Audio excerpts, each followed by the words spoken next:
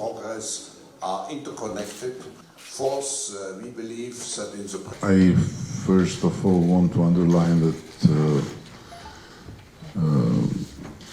based on my memory of this initiative, this was absolutely the most fascinating and the most helpful meeting in this path of making also this forum growing, and thank you for also giving us the opportunity to be part of an audience with key people from key parts of the European Union that through their explanations and through their opinions helped us to understand a bit more, although still we need to understand a lot more, because it's absolutely the case that we are in this moment feeling like a boat in the middle of the sea after the compass has been taken away brutally. So it's very important for us to know exactly. And it's very clear that if the process of the European integration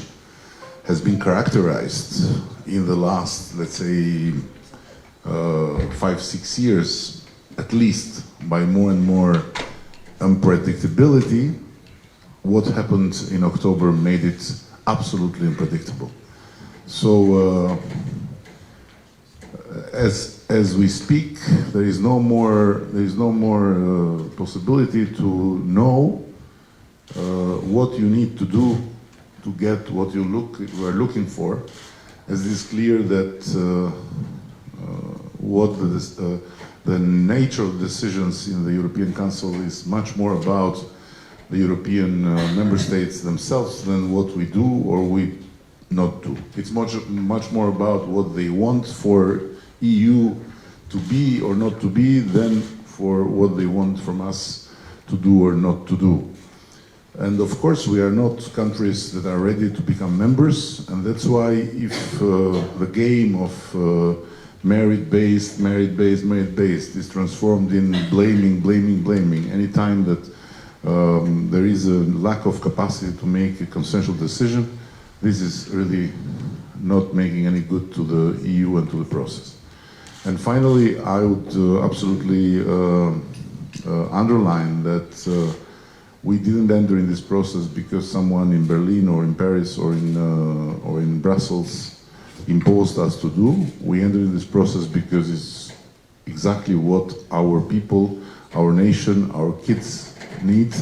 and we'll continue to do it exactly for them first and foremost. But still, we know also that there is a lot of potential in the region to be unleashed, and we'll do our best to make it possible through increasing the regional cooperation and through doing our best to avoid that this kind of blind decision or non-decision of October backlashes on our public opinions and on our future. Of course, for Alexander it's easier because, as he said, he is a not so much euro-optimistic nation, but still, I don't think that because for us it's more difficult, we have to cry or to beg or to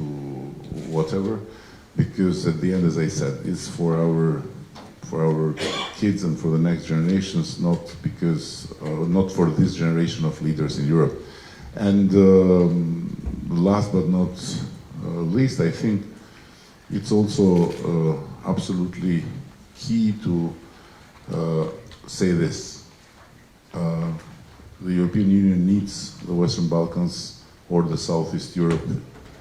as much as the Southeast Europe needs the European Union. Who doesn't understand it doesn't understand a lot about the stakes and about the challenges of the today and of the future.